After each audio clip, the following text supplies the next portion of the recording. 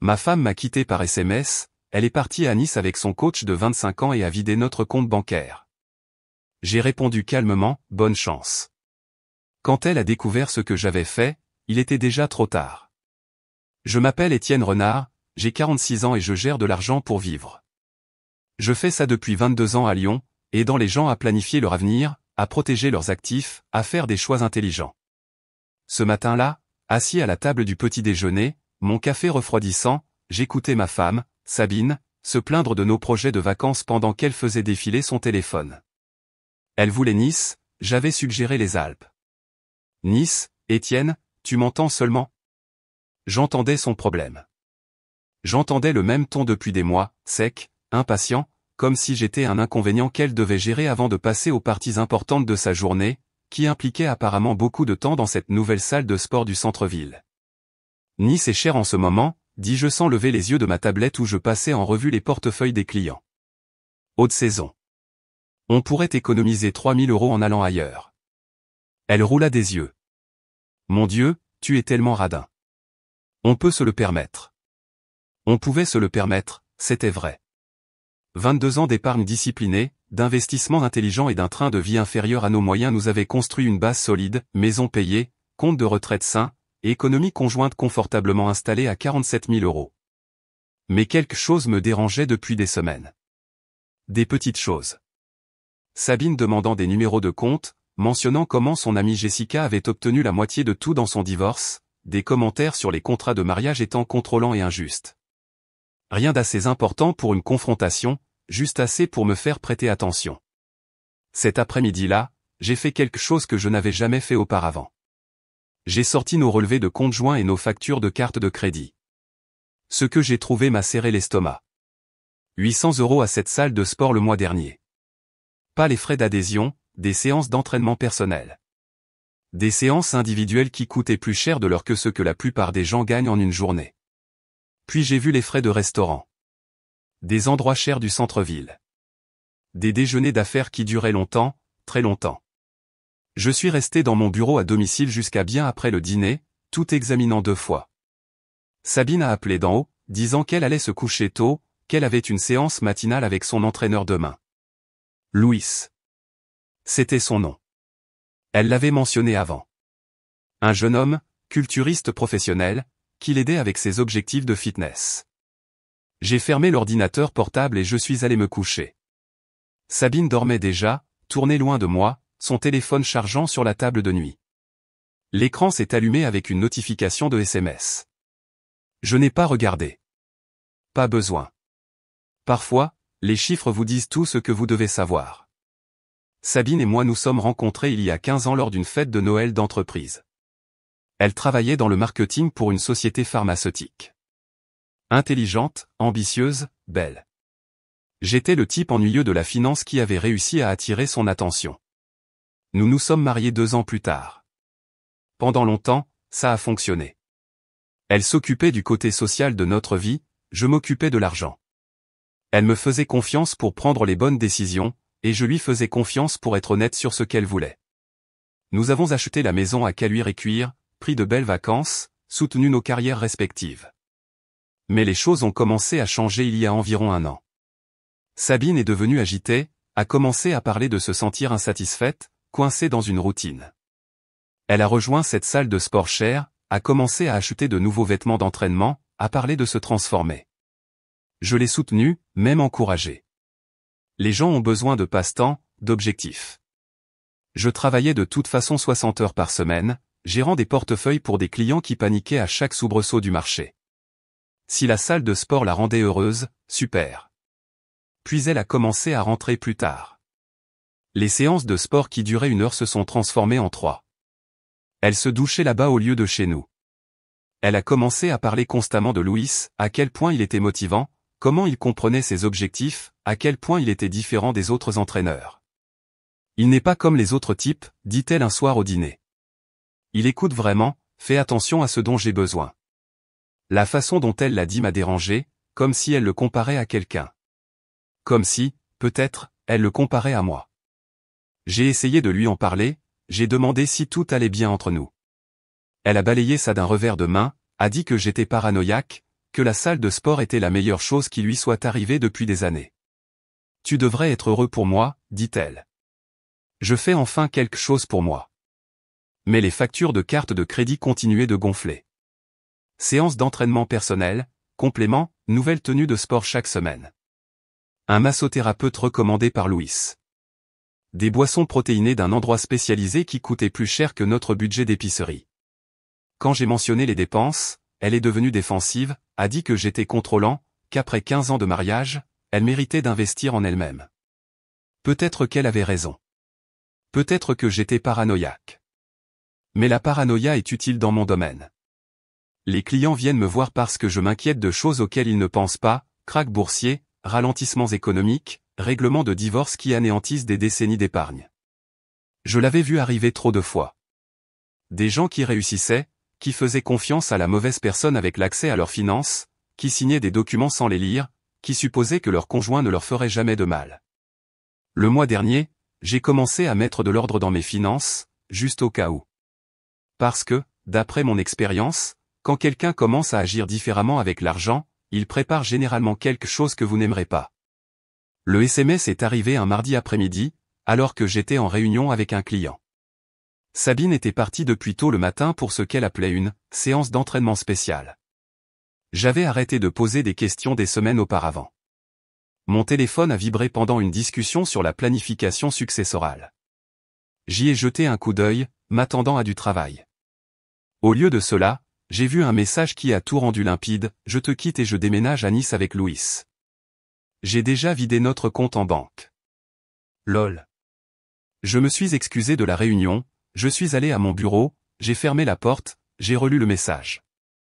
Puis j'ai vérifié notre compte joint en ligne. Solde nul. 47 000 € disparus. Je suis resté assis là pendant peut-être 10 minutes. Pas en colère, pas surpris.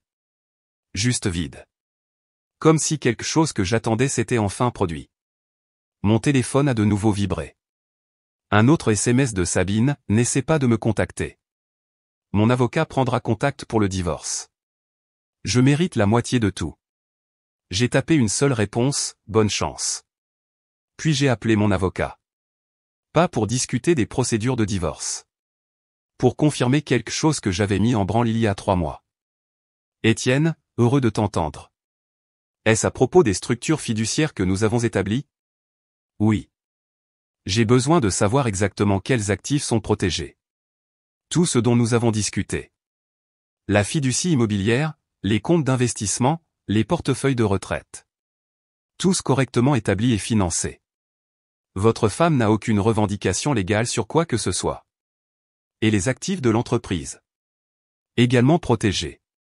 Le seul compte auquel elle avait accès était le compte courant du ménage, comme vous l'aviez spécifié. Il y a 3 mois, lorsque le comportement de Sabine a commencé à soulever des signaux d'alarme, j'avais discrètement transféré nos actifs réels dans une série de fiducies irrévocables. Légales, correctes, à toute épreuve. Je lui avais dit que je réorganisais nos finances à des fins fiscales. Elle avait signé les documents sans les lire, plus intéressée à planifier sa prochaine séance de sport qu'à comprendre ce à quoi elle consentait. La maison, le portefeuille d'investissement, mes comptes professionnels, les fonds de retraite, tout cela se trouvait maintenant dans des fiducies dont son nom n'avait jamais figuré. Ce qu'elle avait pris, c'était de l'argent pour les courses, de l'argent pour les factures, le compte que j'utilisais pour les dépenses quotidiennes. 47 000 € lui semblait beaucoup, mais c'était moins de 10% de nos actifs réels. J'ai appelé la banque pour signaler le retrait non autorisé, puis j'ai rappelé mon client pour reporter notre réunion. Ce soir-là, je suis rentré dans une maison vide. Pas de mots, pas d'explications. Juste des vêtements et des articles de toilette manquants. Elle avait pris ses bijoux, son ordinateur portable et, apparemment, Louis. J'ai préparé le dîner pour une personne, je me suis assis dans ma cuisine avec les documents que mon avocat avait préparés des mois auparavant. Tout documenté, tout légal, tout protégé. Elle pensait qu'elle était plus intelligente que moi. Pensait que 15 ans de mariage signifiait qu'elle comprenait le fonctionnement de nos finances. Il s'avère qu'elle n'avait jamais lu les petits caractères. 2 jours après le départ de Sabine, son avocat appela mon bureau. Maître Dubois, d'un cabinet du centre-ville spécialisé dans les divorces à gros enjeux. Son ton était confiant, presque suffisant. Monsieur Renard, je représente votre femme, Sabine, dans sa procédure de divorce. Nous devons discuter de la divulgation des actifs et des arrangements de pension alimentaire temporaire. Quels actifs, demandai-je. Ne jouez pas à des jeux, monsieur Renard. Nous connaissons les comptes d'investissement, les biens immobiliers, vos intérêts commerciaux.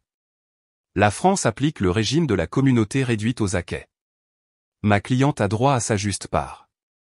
Je faillis rire. Maître Dubois, je vous suggère de revoir la documentation avant de faire des demandes. Mon avocat est Maître Martin, du cabinet Martin et Associés. Il s'occupera de tout. Nous verrons ça. Ma cliente m'a fourni des relevés bancaires, des numéros de compte, des titres de propriété. Nous avons une image complète de vos finances. Ce que Sabine lui avait fourni, c'était des informations obsolètes. Des relevés de compte datant de 6 mois, des titres de propriété qui ne reflétaient plus la propriété actuelle. Une image financière qui paraissait impressionnante mais n'était plus exacte. Après avoir raccroché, j'appelai Maître Martin. Ils ont mordu à l'hameçon, lui dis-je. Laissez-moi deviner. Ils exigent 50% d'actifs qui n'existent plus à votre nom? Exactement. Combien de temps avant qu'ils ne s'en rendent compte? Ça dépend de leur minutie. La documentation de la fiducie est un dossier public, mais ils devraient savoir où chercher. Pendant ce temps, Sabine menait apparemment la grande vie à Nice. Ses médias sociaux montraient des photos de plages, des restaurants chers, des chambres d'hôtel de luxe. Louis, torse nu, posant à côté de piscine. Sa nouvelle vie avait l'air parfaite. Mais la perfection coûte cher, et 47 000 € ne durent pas longtemps quand on essaie d'impressionner un entraîneur personnel de 25 ans dans l'une des villes les plus chères du pays. Une semaine plus tard, je reçus un autre appel de Maître Dubois. Monsieur Renard, nous devons programmer des dépositions immédiatement. Ma cliente s'inquiète d'actifs cachés. Je ne cache rien. Chaque actif que je possède est correctement documenté. Nous verrons. Ma cliente dit que vous êtes secret sur les finances depuis des mois. Déplaçant de l'argent, agissant de manière suspecte. Il avait raison sur ce point. J'avais déplacé de l'argent. Mais il n'y avait rien de secret là-dedans. Tout était légal, documenté et déposé auprès des autorités compétentes. Le problème, c'est que Sabine n'avait jamais prêté attention aux détails. Maître Dubois, je vous suggère de rechercher le droit des fiducies français avant de me menacer de déposition. Votre cliente a signé des documents il y a 3 mois qu'elle n'a apparemment pas pris la peine de lire. Silence à l'autre bout. Quels documents? Ceux établissant des fiducies irrévocables à des fins de planification successorale. Ceux que votre cliente a signés sans poser de questions parce qu'elle était plus intéressée par son emploi du temps de gym que par la compréhension de notre structure financière. Plus de silence. Je vous rappelle, dit-il. Il ne rappela pas ce jour-là, ni le lendemain. Mais je savais qu'il faisait des recherches, réalisant probablement que ses demandes confiantes étaient basées sur des informations qui n'étaient plus pertinentes. 3 jours plus tard, mon téléphone sonna à nouveau. Cette fois, c'était Sabine elle-même. « Qu'est-ce que tu as fait, bordel ?» Sa voix était aiguë, paniquée. « J'ai protégé nos actifs. Comme je le fais depuis 15 ans. Mon avocat dit que la maison n'est plus à ton nom. Dit que les comptes d'investissement ont disparu. Dit que tu as tout caché. Je n'ai rien caché. J'ai tout réorganisé pour l'efficacité fiscale. Tu as signé les documents, tu te souviens? Tu as dit que tu me faisais confiance pour gérer les finances. Je pensais que tu voulais dire déplacer de l'argent entre les banques, pas ça. Tu aurais dû lire ce que tu signais. Tu m'as piégé. Je t'ai expliqué exactement ce que je faisais. Tu as choisi de ne pas prêter attention. Elle raccrocha, mais je savais que la conversation n'était pas terminée. Sabine avait l'habitude d'obtenir ce qu'elle voulait, d'être la personne la plus intelligente de la pièce. Découvrir qu'elle avait été déjouée ne lui plairait pas. La semaine suivante apporta une avalanche d'activités juridiques. Maître Dubois déposa des requêtes d'urgence demandant la divulgation des actifs, demanda des ordonnances judiciaires pour geler les comptes, m'accusa de transfert d'actifs frauduleux. Maître Martin géra tout cela avec le calme efficace pour lequel je l'avais engagé. Ils se débattent, me dit-il pendant le déjeuner. Tout ce que vous avez fait était parfaitement légal. Planification successorale de Manuel. Le juge verra clair dans leur jeu, mais je savais que Sabine n'abandonnerait pas facilement. Elle avait toujours été pleine de ressources quand elle voulait quelque chose, créative avec les solutions. Le problème, c'est que cette fois, elle travaillait avec des informations incomplètes. La vérité était plus compliquée que même elle ne le réalisait. Cet abonnement de Gymshare, celui où elle avait rencontré Louis, je le payais via notre compte professionnel.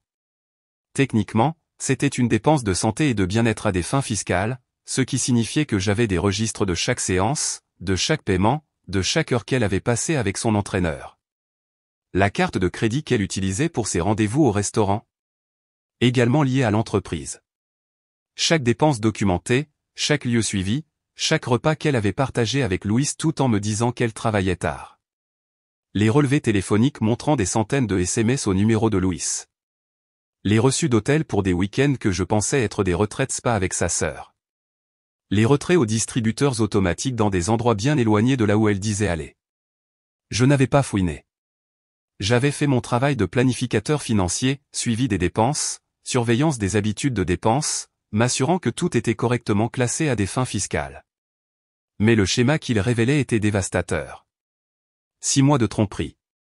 6 mois d'utilisation de notre argent pour financer sa liaison. 6 mois à me mentir en face pendant qu'elle planifiait sa stratégie de sortie. Le pire, c'est qu'elle était devenue négligente vers la fin. Elle avait commencé à utiliser notre compte joint pour des choses qui auraient dû soulever des signaux d'alarme, les paiements de loyer de Louis, son assurance automobile, son abonnement de gym dans un autre établissement.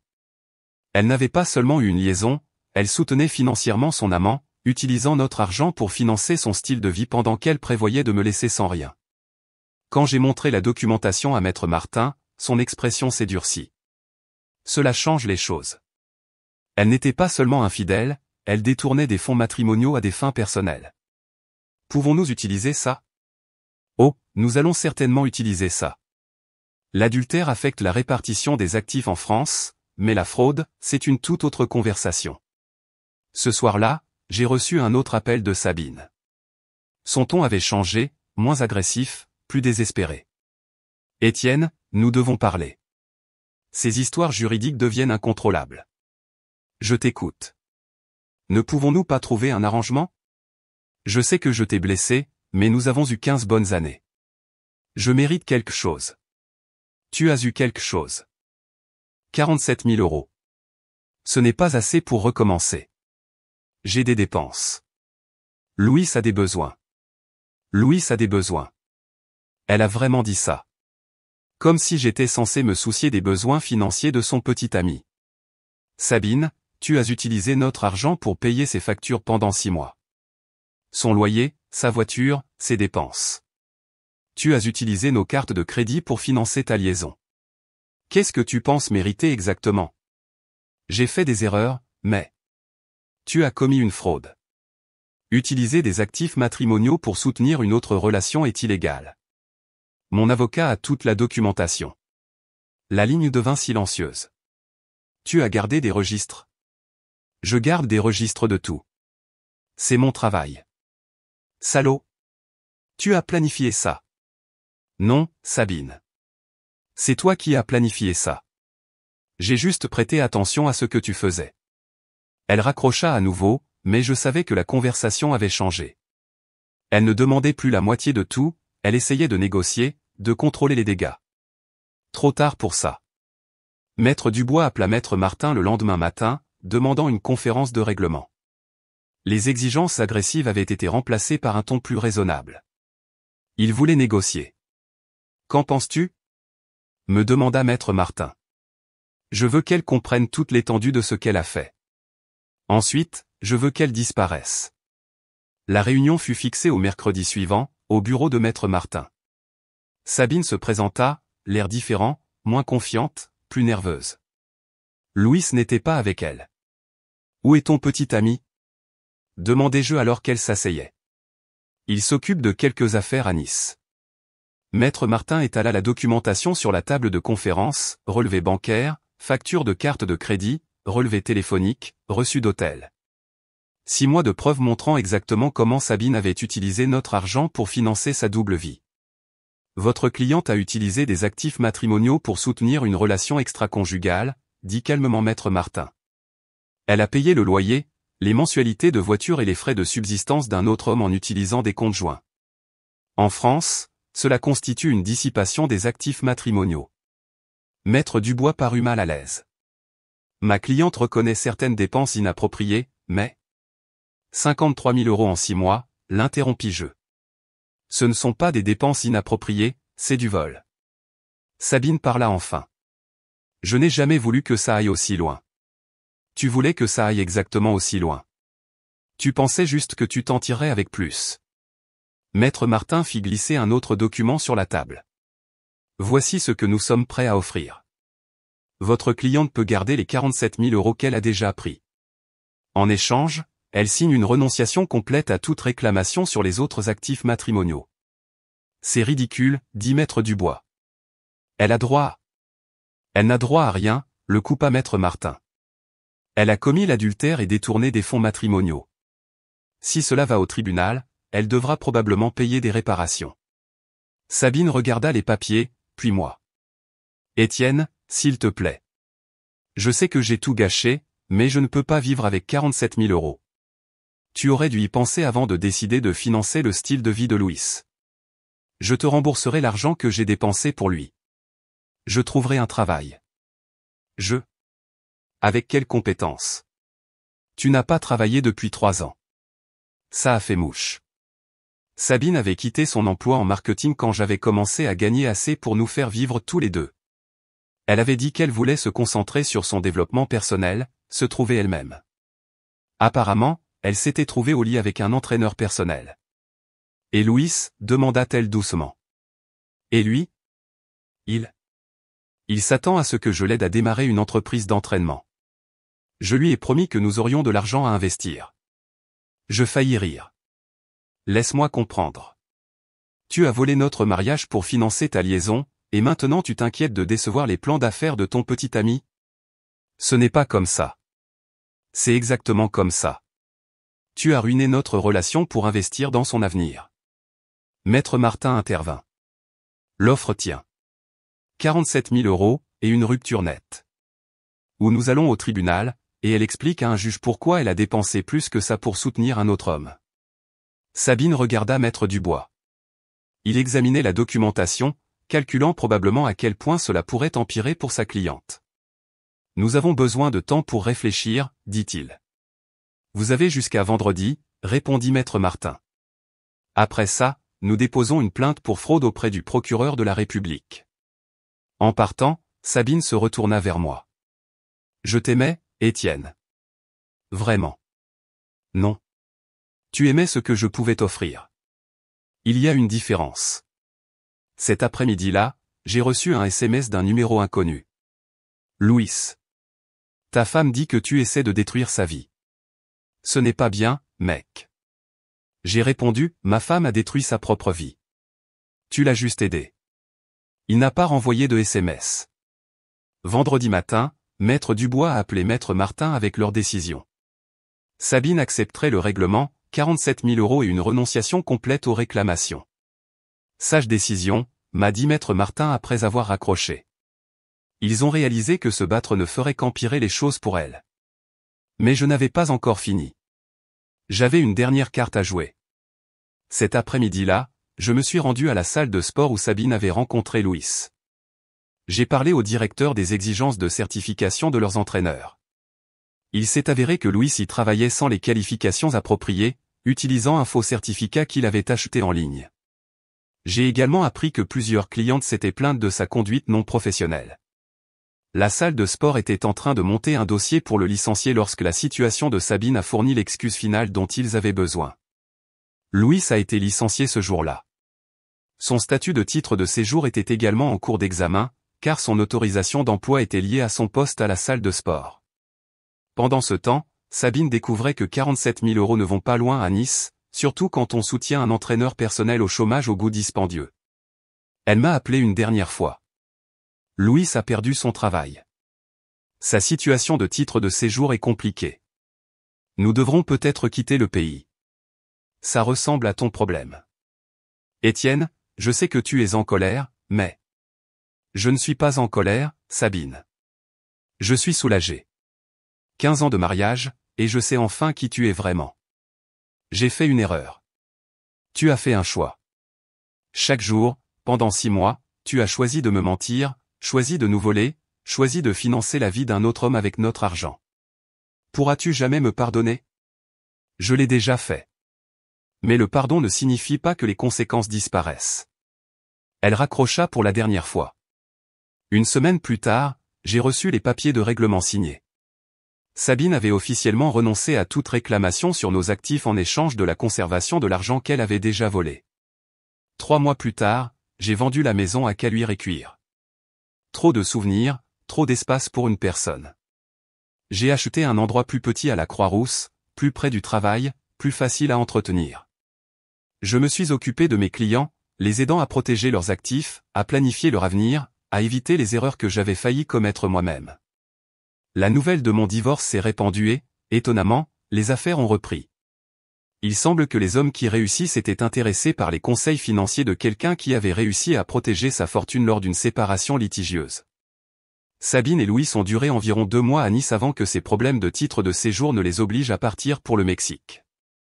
J'ai entendu par des amis communs qu'elle travaillait comme hôtesse dans un restaurant d'un complexe hôtelier, gagnant assez pour survivre, mais à peine. Louis s'était passé à une veuve fortunée de Bordeaux. Apparemment, les entraîneurs personnels spécialisés dans les femmes plus âgées peuvent toujours trouver de nouveaux clients. Je n'ai eu pitié d'aucun d'eux. Un soir, je parcourais de vieux papiers quand j'ai trouvé nos photos de mariage. Sabine était belle, heureuse, sincère. Pendant un instant, je me suis souvenu pourquoi j'étais tombé amoureux d'elle. Puis je me suis souvenu des relevés de cartes de crédit, des mensonges, de l'argent volé, du manque total de respect pour tout ce que nous avions construit ensemble. J'ai mis les photos dans une boîte avec d'autres choses dont je n'avais plus besoin. Je les déposais chez Emmaüs le lendemain matin. Ce week-end-là, j'ai pris mes premières vacances en 2 ans. Juste moi, un bon livre et un chalet dans les Alpes. Pas de restaurant cher, pas d'hôtel de luxe, personne à impressionner. Juste la paix. Pour la première fois depuis des mois, je me sentais à nouveau moi-même. Libre de quelqu'un qui m'avait lentement volé des morceaux de ma vie pendant plus longtemps que je ne l'avais réalisé. Parfois, la meilleure vengeance est simplement de s'éloigner, la dignité intacte.